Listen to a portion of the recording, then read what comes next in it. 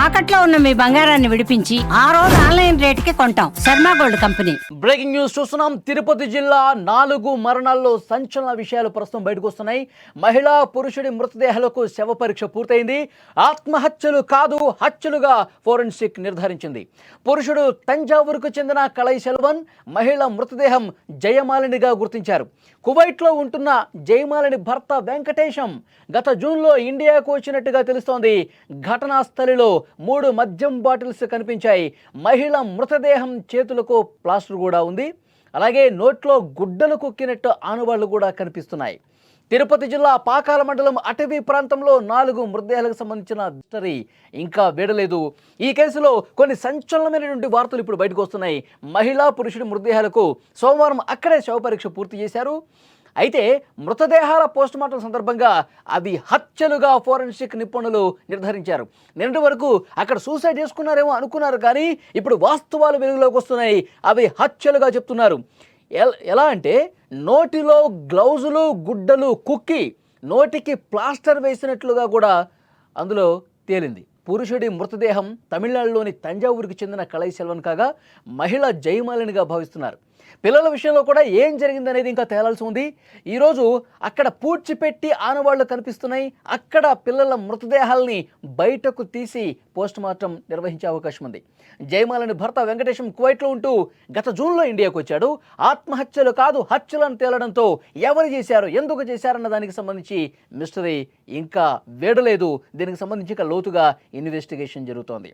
అక్కడి నుంచి పూర్తి సమాచారం మనం తెలుసుకునే ప్రయత్నం చేద్దాం. మా ప్రతినిధి ఉమాశంకర్ ఫోన్ లైన్లో సిద్ధంగా ఉన్నారు. ఎస్ ఉమాశంకర్, అత్యంత సంచలనమైనటువంటి వార్తగా దీన్ని చూడాల్సిన అవసరం కనిపిస్తుంది. మనుషులు ఎవరూ కూడా వెళ్ళలేని ఆ కారడవిలోకి తీసుకుపోయి చంపేసినట్టుగా ఇప్పుడు ఇన్ఫర్మేషన్ వచ్చింది. నిన్నంతా అనుమానించారు, అంతే. ఇప్పుడు ధృవీకరించేశారు, హత్య గావించబడ్డారు అని. ఎలా చూస్తారు దీన్ని? పోలీసులు ఏం చెప్తున్నారు? ఎస్వల్లీ అది నిన్న మనం చూసాం. అంటే ఒక ఫ్యామిలీ సెటప్ అక్కడ కనిపించింది. ఒక వైఫ్ అండ్ హస్బెండ్, 2 పిల్లలు ఉన్నట్టు. వాళ్ళు ఏదో ఫైనాన్షియల్ ప్రాబ్లమ్స్ లేకపోతే సైకలాజికల్ ప్రాబ్లమ్స్ కారణంగా ఈ ప్రాంతానికి వచ్చి సూసైడ్ చేసుకున్నారని చెప్పి అందరూ కూడా భావించారు. పోలీసులు కూడా అదే ఎక్స్పెక్ట్ చేశారు.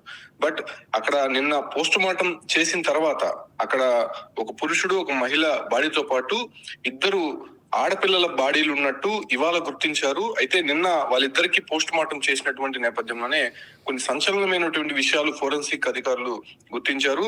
ఎవరైతే అక్కడ కలై సెల్వన్ అనేటువంటి వ్యక్తి ఉన్నాడో అతను ఆ చెట్టుకు వేలాడుతున్నటువంటి నేపథ్యంలోనే పూర్తిగా, అంటే ఇది దాదాపు 20 రోజుల క్రితం జరిగినట్టు తెలుస్తోంది. అయితే అతను నోట్లో ఉన్నటువంటి గ్లౌజెస్ లేకపోతే గుడ్డలు లోపల కుక్కేసి పైన నోటిపైన ప్లాస్టర్లు వేసినట్టు గుర్తించారు ఫోరెన్సిక్. దాంతో పాటు కూడా అతని ఒంటిపైన కేవలం ఒక డ్రాయర్ మాత్రమే కనిపించింది. దాంతో పాటు కూడా ఆ మహిళ శవం అనేది పూర్తిగా చిందరవందర అయిపోయినటువంటి పరిస్థితి. ఆ మహిళ చేతులకు కూడా ప్లాస్టర్ వేసి ఉంది.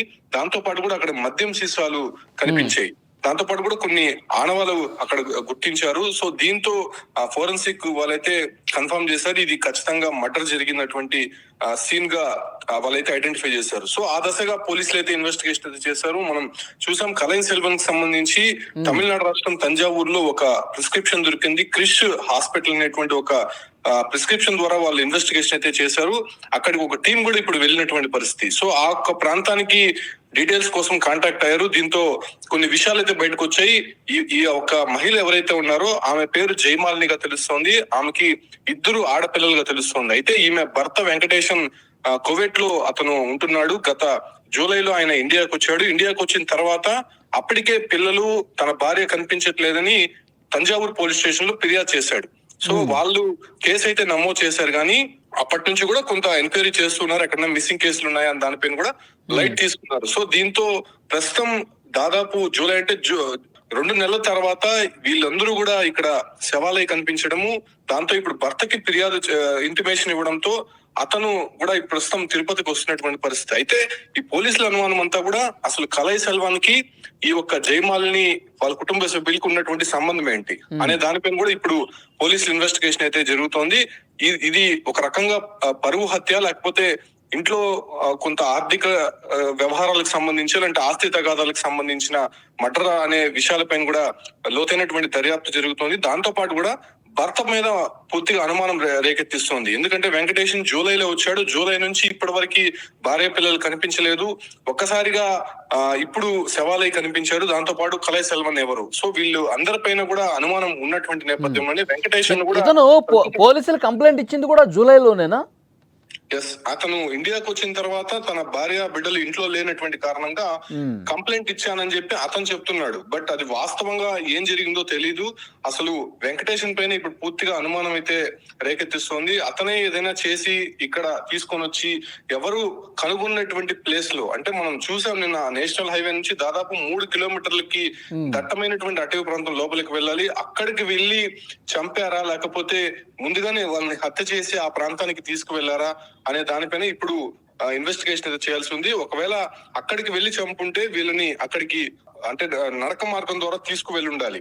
సో అటు కాకుండా ఎక్కడైనా హత్య చేస్తుంటే ఒక టీమ్ గా ఏర్పడి వాళ్ళంతా కూడా మృతదేహాలని ఆ ప్రాంతానికి తీసుకువెళ్ళి ఉండాలి. సో దీనిపైన దర్యాప్తు జరుగుతోంది కాబట్టి అది కూడా దాదాపు 20 రోజులకు పైగా అయింది. సో ఆ ఒక శవాలన్నీ కూడా కుళ్ళిపోయి ఉన్నాయి.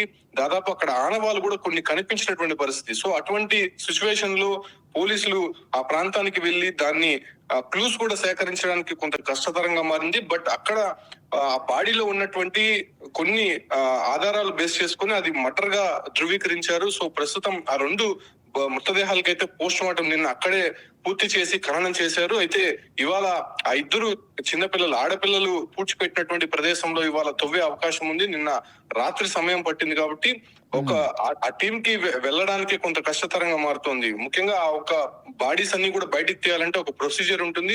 రెవెన్యూ వాళ్ళు రావాల్సి ఉంటుంది, doctors team, police team, clues team, వీళ్ళందరూ కూడా ఉంటే గానీ అవి బయటికి తీసే అవకాశం ఉండదు. సో వాళ్ళందరినీ గ్యాదర్ చేయడానికి నిన్న కష్టతరంగా మారింది ఆ ప్రాంతానికి వెళ్ళడానికి.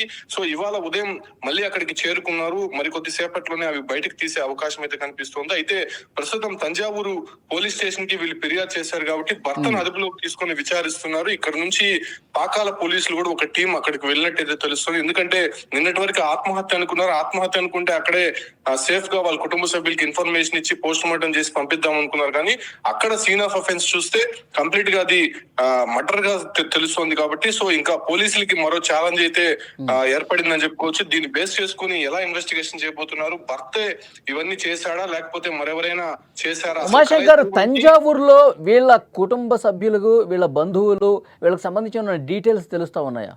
తంజావూర్ కి ఆ డీటెయిల్స్ కనుగొనేందుకు ఇప్పుడు ఒక టీం అయితే అక్కడికి వెళ్ళింది.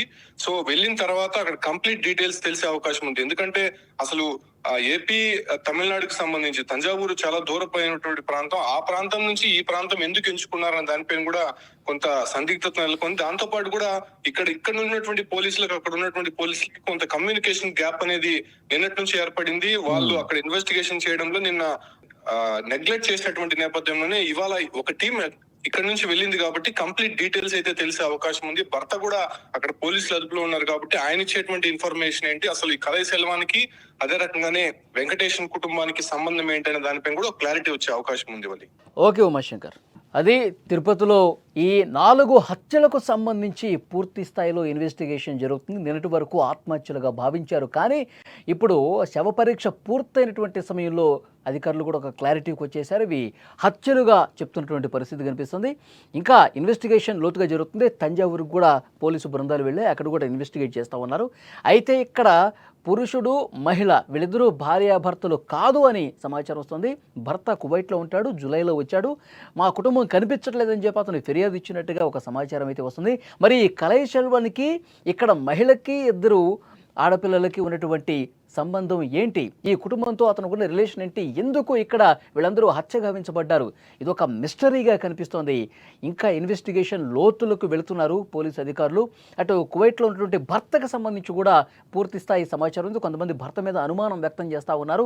అతనే ఏదో చేసి ఉంటాడని చెప్పి ప్రాథమికంగా కొంత అనుమానంతో ఆ యాంగిల్లో కూడా ఇన్వెస్టిగేషన్ జరుగుతున్నటువంటి పరిస్థితి. అంటే రాష్ట్రం కాని రాష్ట్రం, ప్రాంతం కాని ప్రాంతం, మన భాష కానిటువంటి ప్రాంతం, ఇంత సుదూర ప్రాంతాన్ని ఎంచుకున్నారంటే దొరకకుండా ఉండాలి, హత్యలు చేసి దొరకకుండా ఉండాలనే ఉద్దేశంతో ఎక్కడో తమిళనాడు తంజావూరు నుంచి ఇక్కడ తిరుపతి, ఆంధ్రప్రదేశ్ తిరుపతిలో ఒక కారడుగులోకి మనుషులు కూడా వెళ్ళలేని హైవే నుంచి 3 కిలోమీటర్ల లోపలికంట అంత లోపలికి వెళ్ళి ఇంత దారుణం చేస్తే ఎవరు కనిపెట్టలేరు, ఇటు మనుషులు రారు, మొత్తం ఈ నిజం అనేది సమాధి అయిపోతుంది వీళ్ళతో పాటే అని అనుకుని ఇంత దారుణానికి తెగబడేట్టుగా తెలుస్తుంది. కానీ వాస్తవాలు త్వరలోనే బయటకు వస్తే పోలీసులు అన్ని కోణాలు దర్యాప్తు చేస్తున్నారు. 1-2 రోజుల్లో ఆ హంతకుడు ఎవరు అన్నది కూడా పోలీసులు బయటపెట్టే అవకాశం ఉంది.